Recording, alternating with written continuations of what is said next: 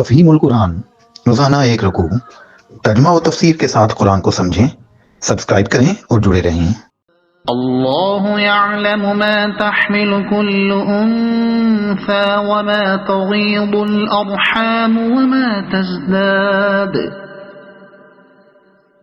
وكل شيء عنده بمقدار۔ اللہ ایک ایک حاملہ کے پیٹ سے واقف ہے، جو کچھ اس میں بنتا ہے اسے بھی وہ جانتا ہے، اور جو کچھ اس میں کمی یا بیشی ہوتی ہے اس سے بھی وہ باخبر رہتا ہے۔ ہر چیز کے لیے اس کے ہاں ایک مقدار مقرر ہے، اس سے بھی وہ باخبر رہتا ہے۔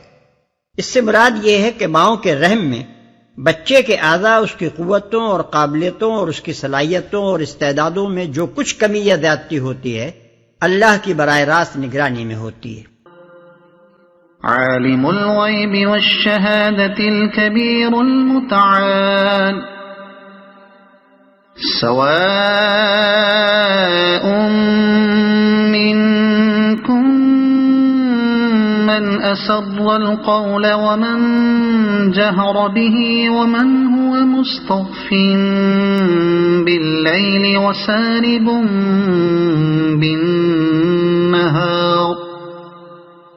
وہ پوشیدہ اور ظاہر ہر چیز کا عالم ہے، وہ بزرگ ہے اور ہر حال میں بالا تر رہنے والا ہے۔ تم میں سے کوئی شخص خواہ زور سے بات کرے یا آہستہ، اور کوئی رات کی تاریکی میں چھپا ہوا ہو یا دن کی روشنی میں چل رہا ہو، اس کے لیے سب یکساں ہیں۔ لہ معقبات من بین یدیہ ومن خلفہ یحفظونہ من امر اللہ، ان اللہ لا یغیر ما بقوم حتی یغیروا ما بانفسہم، وَإِذَا أَرَادَ اللَّهُ بِقَوْمٍ سُوءًا فَلَا مَرَدَّ لَهُ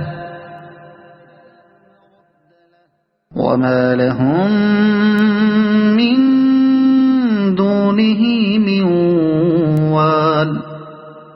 ہر شخص کے آگے اور پیچھے اس کے مقرر کیے ہوئے نگراں لگے ہوئے ہیں، جو اللہ کے حکم سے اس کی دیکھ بھال کر رہے ہیں۔ حقیقت یہ ہے کہ اللہ کسی قوم کے حال کو نہیں بدلتا جب تک وہ خود اپنے اوصاف کو نہیں بدل دیتی، اور جب اللہ کسی قوم کی شامت لانے کا فیصلہ کر لے تو پھر وہ کسی کے ٹالے نہیں ٹل سکتی، نہ اللہ کے مقابلے میں ایسی قوم کا کوئی حامی و مددگار ہو سکتا ہے۔ اللہ کے حکم سے اس کی دیکھ بھال کر رہے ہیں۔ یعنی بات صرف اتنی ہی نہیں ہے کہ اللہ تعالیٰ ہر شخص کو ہر حال میں براہ راست خود دیکھ رہا ہے اور اس کی تمام حرکات و سکنات سے واقف ہے، بلکہ مزید برآں اللہ کے مقرر کیے ہوئے نگران کار بھی ہر شخص کے ساتھ لگے ہوئے ہیں اور اس کے پورے کارنامہ زندگی کا ریکارڈ محفوظ کرتے جاتے ہیں۔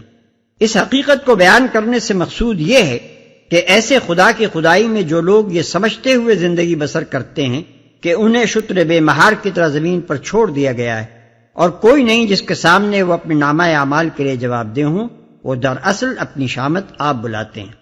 نہ اللہ کے مقابلے میں ایسی قوم کا کوئی حامی و مددگار ہو سکتا ہے۔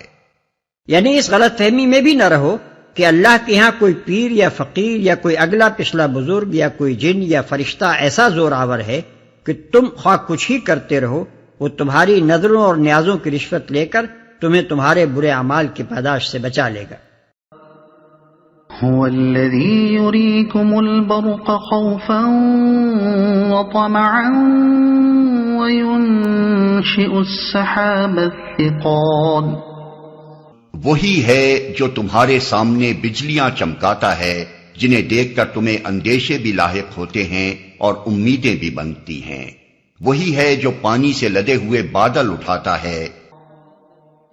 وَيُسَبِّحُ الرَّعْدُ بِحَمْدِهِ وَالْمَلَائِكَةُ مِنْ خِيفَتِهِ ويرسل الصواعق فيصيب بها من يشاء وهم يجادلون في الله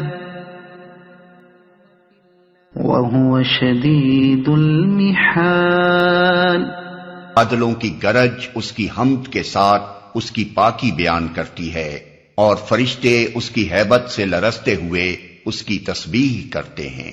وہ کڑکتی ہوئی بجلیوں کو بھیجتا ہے اور بسا اوقات انہیں جس پر چاہتا ہے عین اس حالت میں گرا دیتا ہے جبکہ لوگ اللہ کے بارے میں جھگڑ رہے ہوتے ہیں۔ فی الواقع اس کی چال بڑی زبردست ہے، اس کی پاکی بیان کرتی ہیں۔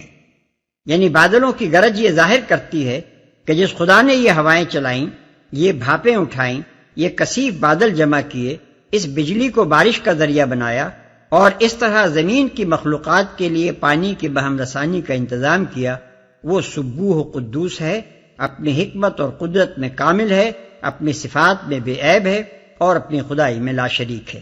جانوروں کی طرح سننے والے تو ان بادلوں میں صرف گرج کی آواز ہی سنتے ہیں، مگر جو ہوش کے کان رکھتے ہیں وہ بادلوں کی زبان سے توحید کا یہ اعلان سنتے ہیں، اس کی تسبیح کرتے ہیں۔ فرشتوں کے جلال خدابندی سے لرزنے اور تسبیح کرنے کا ذکر خصوصیت کے ساتھ یہاں اس لیے کیا کہ مشرکین ہر زمانے میں فرشتوں کو دیوتا اور معبود قرار دیتے رہے ہیں، اور ان کا یہ گمان رہا ہے کہ وہ اللہ تعالیٰ کے ساتھ اس کی خدائی میں شریک ہیں۔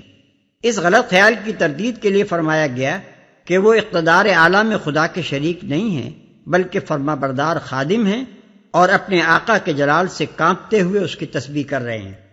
اس کی چال بڑی زبردست ہے، یعنی اس کے پاس بے شمار حربے ہیں، اور وہ جس وقت جس کے خلاف جس حربے سے چاہے ایسے طریقے سے کام لے سکتا ہے کہ چوٹ پڑنے سے ایک لمحہ پہلے بھی اسے خبر نہیں ہوتی کہ کدھر سے کب چوٹ پڑنے والی ہے۔ ایسی قادر مطلق ہستی کے بارے میں یوں بے سوچے سمجھے جو لوگ الٹی سیدھی باتیں کرتے ہیں، انہیں کون عقل مند کہہ سکتا ہے؟ لَهُ دَعْوَةُ الْحَقِّ وَالَّذِينَ يَدْعُونَ مِن دُونِهِ لَا يَسْتَجِيبُونَ لَهُم بِشَيْءٍ إِلَّا كَبَاسِطِ كَفَّيْهِ إِلَى الْمَاءِ لِيَبْلُغَ فَاهُ وَمَا هُوَ بِبَالِغِهِ وَمَا دُعَاءُ الْكَافِرِينَ إِلَّا فِي ضَلَالٍ۔ اسی کو پکارنا برحق ہے، رہی وہ دوسری ہستیاں جنہیں اس کو چھوڑ کر یہ لوگ پکارتے ہیں، وہ ان کی دعاؤں کا کوئی جواب نہیں دے سکتی۔ انہیں پکارنا تو ایسا ہے جیسے کوئی شخص پانی کی طرف ہاتھ پھیلا کر اس سے درخواست کرے کہ تو میرے منہ تک پہنچ جا، حالانکہ پانی اس تک پہنچنے والا نہیں۔ بس اسی طرح کافروں کی دعائیں بھی کچھ نہیں ہیں مگر ایک تیر بے ہدف۔ اسی کو پکارنا برحق ہے۔ پکارنے سے مراد اپنی حاجتوں میں مدد کے لیے پکارنا ہے، مطلب یہ کہ حاجت روائی و مشکل کشائی کے سارے اختیارات اسی کے ہاتھ میں ہیں، اس لیے صرف اسی سے دعائیں مانگنا برحق ہے۔ آیت سجدہ۔ وَلِلَّهِ يَسْجُدُ مَن فِي السَّمَاوَاتِ وَالْأَرْضِ طَوْعًا وَكَرْهًا وَظِلَالُهُم بِالْغُدُوِّ وَالْآصَالِ۔ وہ تو اللہ ہی ہے جس کو زمین و آسمان کی ہر چیز طوعاً و کرہن سجدہ کر رہی ہے، اور سب چیزوں کے سائے صبح و شام اس کے آگے جھکتے ہیں۔ ہر چیز طوعاً و کرہن سجدہ کر رہی ہے۔ سجدے سے مراد اطاعت میں جھکنا، حکم بجا لانا اور سر تسلیم خم کرنا ہے۔ زمین و آسمان کی ہر مخلوق اس معنی میں اللہ کو سجدہ کر رہی ہے کہ وہ اس کے قانون کی مطیع ہے اور اس کی مشیت سے بال برابر بھی سرتابی نہیں کر سکتی۔ مومن اس کے آگے برضا و رغبت جھکتا ہے تو کافر کو مجبوراً جھکنا پڑتا ہے، کیونکہ خدا کے قانون فطرت سے ہٹنا اس کی مقدرت سے باہر ہے۔ سب چیزوں کے سائے صبح و شام اس کے آگے جھکتے ہیں۔ سایوں کے سجدہ کرنے سے مراد یہ ہے کہ اشیاء کے سایوں کا صبح و شام مغرب اور مشرق کی طرف گرنا اس بات کی علامت ہے کہ یہ سب چیزیں کسی کے امر کی مطیع اور کسی کے قانون سے مسخر ہیں۔ قل من رب السماوات والأرض قل الله قل أفاتخذتم من دونه أولياء لا يملكون لأنفسهم نفعا ولا ضرا قل هل يستوي الأعمى والبصير أم هل تستوي الظلمات والنور أم جعلوا لله شركاء خلقوا كخلقه فتشابه الخلق عليهم قل الله خالق كل شيء وهو الواحد القهار۔ ان سے پوچھو آسمان و زمین کا رب کون ہے؟ کہو اللہ۔ پھر ان سے کہو جب حقیقت یہ ہے تو کیا تم نے اسے چھوڑ کر ایسے معبودوں کو اپنا کارساز ٹھہرا لیا جو خود اپنے لیے بھی کسی نفع و نقصان کا اختیار نہیں رکھتے؟ کہو کیا اندھا اور آنکھوں والا برابر ہوا کرتا ہے؟ کیا روشنی اور تاریکیاں یکساں ہوتی ہیں؟ اور اگر ایسا نہیں تو کیا ان کے ٹھہرائے ہوئے شریکوں نے بھی اللہ کی طرح کچھ پیدا کیا ہے کہ اس کی وجہ سے ان پر تخلیق کا معاملہ مشتبہ ہو گیا؟ کہو ہر چیز کا خالق صرف اللہ ہے اور وہ یکتا ہے، سب پر غالب۔ کہو اللہ۔ واضح رہے کہ وہ لوگ خود اس بات کے قائل تھے کہ زمین و آسمان کا رب اللہ ہے۔ وہ اس سوال کا جواب انکار کی صورت میں نہیں دے سکتے تھے، کیونکہ یہ انکار خود ان کے اپنے عقیدے کے خلاف تھا۔ لیکن نبی صلی اللہ علیہ وسلم کے پوچھنے پر وہ اقرار کی صورت میں بھی اس کا جواب دینے سے کتراتے تھے، کیونکہ اقرار کے بعد توحید کا ماننا لازم آ جاتا تھا اور شرک کے لیے کوئی معقول بنیاد باقی نہیں رہتی تھی۔ اس لیے اپنے موقف کی کمزوری محسوس کر کے وہ اس سوال کے جواب میں چپ ساتھ جاتے تھے۔ یہی وجہ ہے کہ قرآن میں جگہ جگہ اللہ تعالیٰ نبی صلی اللہ علیہ وسلم سے فرماتا ہے کہ ان سے پوچھو زمین و آسمان کا خالق کون ہے، کائنات کا رب کون ہے، تم کو رزق دینے والا کون ہے۔ پھر حکم دیتا ہے کہ تم خود کہو کہ اللہ، اور اس کے بعد یوں استدلال کرتا ہے کہ جب یہ سارے کام اللہ کے ہیں تو آخر یہ دوسرے کون ہیں جن کی تم بندگی کیے جا رہے ہو؟ کیا اندھا اور آنکھوں والا برابر ہوا کرتا ہے؟ اندھے سے مراد وہ شخص ہے جس کے آگے کائنات میں ہر طرف اللہ کی وحدانیت کے آثار و شواہد پھیلے ہوئے ہیں، مگر وہ ان میں سے کسی چیز کو بھی نہیں دیکھ رہا ہے۔ اور آنکھوں والے سے مراد وہ ہے جس کے لیے کائنات کے ذرے ذرے اور پتے پتے میں معرفت کردگار کے دفتر کھلے ہوئے ہیں۔ اللہ تعالیٰ کے سوال کا مطلب یہ ہے کہ عقل کے اندھو، اگر تمہیں کچھ نہیں سوچتا تو آخر چشم بینا رکھنے والا اپنی آنکھیں کیسے پھوڑ لے؟ جو شخص حقیقت کو آشکار دیکھ رہا ہے اس کے لیے کس طرح ممکن ہے کہ وہ تم بے بصیرت لوگوں کی طرح ٹھوکریں کھاتا پھرے؟ کیا روشنی اور تاریکیاں یکساں ہوتی ہیں؟ روشنی سے مراد علم حق کی وہ روشنی ہے جو نبی صلی اللہ علیہ وسلم اور آپ کے متبعین کو حاصل تھی، اور تاریکیوں سے مراد جہالت کی وہ تاریکیاں ہیں جن میں منکرین بھٹک رہے تھے۔ سوال کا مطلب یہ ہے کہ جس کو روشنی مل چکی ہے وہ کس طرح اپنی شمع بجھا کر اندھیروں میں ٹھوکریں کھانا قبول کر سکتا ہے؟ تم اگر نور کی قدر شناس نہیں ہو تو نہ صحیح، لیکن جس نے اسے پا لیا ہے، جو نور و ظلمت کے فرق کو جان چکا ہے، جو دن کے اجالے میں سیدھا راستہ صاف دیکھ رہا ہے، وہ روشنی کو چھوڑ کر تاریکیوں میں بھٹکتے پھرنے کے لیے کیسے آمادہ ہو سکتا ہے؟ اس کی وجہ سے ان پر تخلیق کا معاملہ مشتبہ ہو گیا۔ اس سوال کا مطلب یہ ہے کہ اگر دنیا میں کچھ چیزیں اللہ تعالیٰ نے پیدا کی ہوتی ہیں اور کچھ دوسروں نے، اور یہ معلوم کرنا مشکل ہوتا کہ خدا کا تخلیقی کام کون سا ہے اور دوسروں کا کون سا، تب تو واقعی شرک کے لیے کوئی معقول بنیاد ہو سکتی تھی۔ لیکن جب یہ مشرکین خود مانتے ہیں کہ ان کے معبودوں میں سے کسی نے ایک تنکا اور ایک بال تک پیدا نہیں کیا ہے، اور جب انہیں خود تسلیم ہے کہ خلق میں ان جعلی خداؤں کا ذرہ برابر بھی کوئی حصہ نہیں ہے، تو پھر یہ جعلی معبود خالق کے اختیارات اور اس کے حقوق میں آخر کس بنا پر شریک ٹھہرا لیے گئے ہیں؟ سب پر غالب۔ اصل میں لفظ قہار استعمال ہوا ہے، جس کے معنی ہے وہ ہستی جو اپنے زور سے سب پر حکم چلائے اور سب کو مغلوب کر کے رکھے۔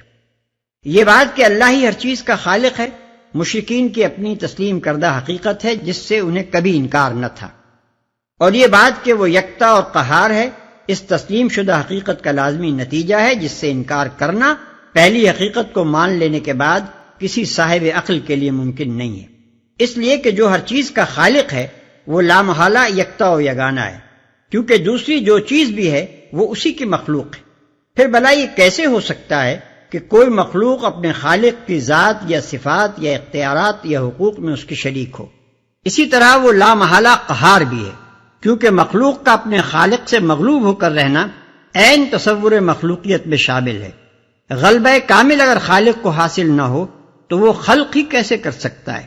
بس جو شخص اللہ کو خالق مانتا ہو اس کے لیے ان دو خالص عقلی و منطقی نتیجوں سے انکار کرنا ممکن نہیں رہتا، اور اس کے بعد یہ بات سراسر غیر معقول ٹھہرتی ہے کہ کوئی شخص خالق کو چھوڑ کر مخلوق کی بندگی کرے اور غالب کو چھوڑ کر مغلوب کو مشکل کشائی کے لیے پکارے۔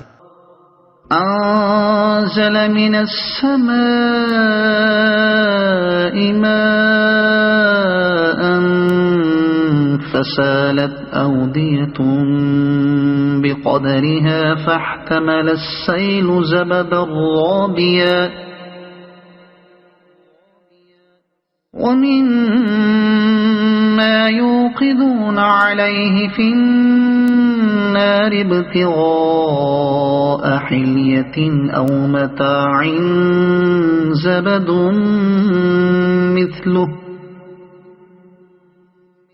كذلك يضرب الله الحق والباطل فأما الزبد فيذهب جفاء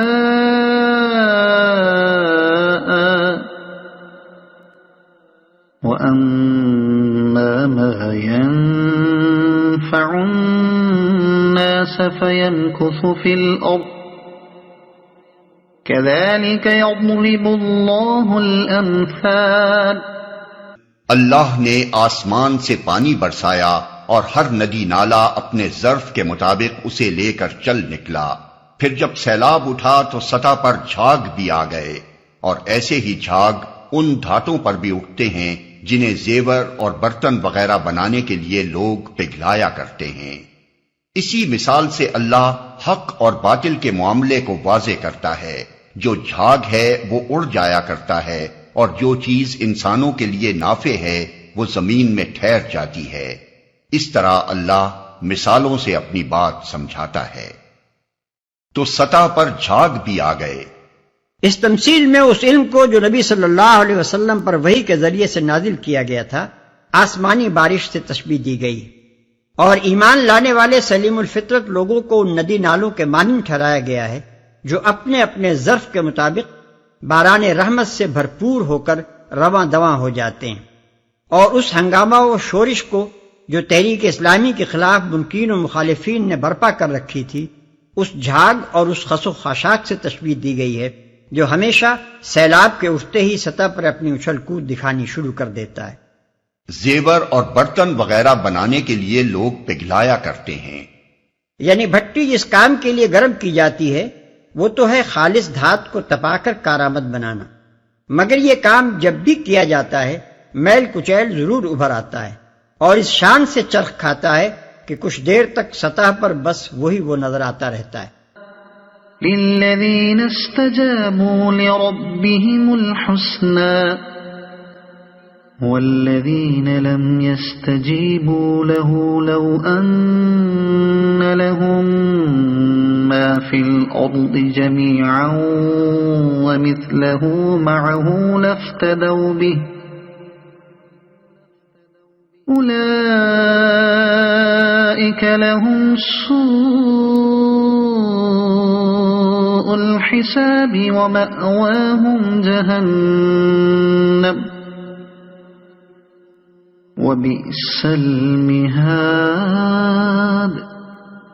جن لوگوں نے اپنے رب کی دعوت قبول کر لی ان کے لیے بھلائی ہے، اور جنہوں نے اسے قبول نہ کیا وہ اگر زمین کی ساری دولت کے بھی مالک ہوں اور اتنی ہی اور فراہم کر لیں تو وہ خدا کی پکڑ سے بچنے کے لیے اس سب کو فدیہ میں دے ڈالنے پر تیار ہو جائیں گے۔ یہ وہ لوگ ہیں جن سے بری طرح حساب لیا جائے گا اور ان کا ٹھکانہ جہنم ہے، بہت ہی برا ٹھکانہ۔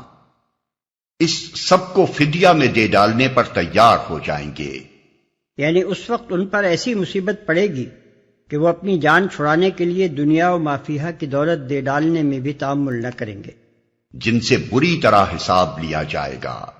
بری حساب فہمی یا سخت حساب فہمی سے مطلب یہ ہے کہ آدمی کی کسی خطا اور کسی لغزش کو معاف نہ کیا جائے، کوئی قصور جو اس نے کیا ہو مواخذے کے بغیر نہ چھوڑا جائے۔ قرآن ہمیں بتاتا ہے کہ اللہ تعالیٰ اس طرح کا محاسبہ اپنے ان بندوں سے کرے گا جو اس کے باغی بن کر دنیا میں رہے ہیں، بخلاف اس کے جنہوں نے اپنے خدا سے وفاداری کی ہے اور اس کے مطیع فرمان بن کر رہے ہیں، ان سے حساب یسیر یعنی ہلکا حساب لیا جائے گا، ان کی خدمات کے مقابلے میں ان کی خطاؤں سے درگزر کیا جائے گا اور ان کے مجموعی طرز عمل کی بھلائی کو ملحوظ رکھ کر ان کی بہت سی کوتاہیوں سے صرف نظر کر لیا جائے گا۔ اس کی مزید توضیح اس حدیث سے ہوتی ہے جو حضرت عائشہ صدیقہ رضی اللہ عنہا سے ابو داؤد میں مروی ہے۔ حضرت عائشہ صدیقہ فرماتی ہیں کہ میں نے عرض کیا، یا رسول اللہ صلی اللہ علیہ وسلم، میرے نزدیک کتاب اللہ کی سب سے زیادہ خوفناک آیت وہ ہے جس میں ارشاد ہوا ہے کہ من یعمل سوءا یجزی بہ، جو شخص کوئی برائی کرے گا وہ اس کی سزا پائے گا۔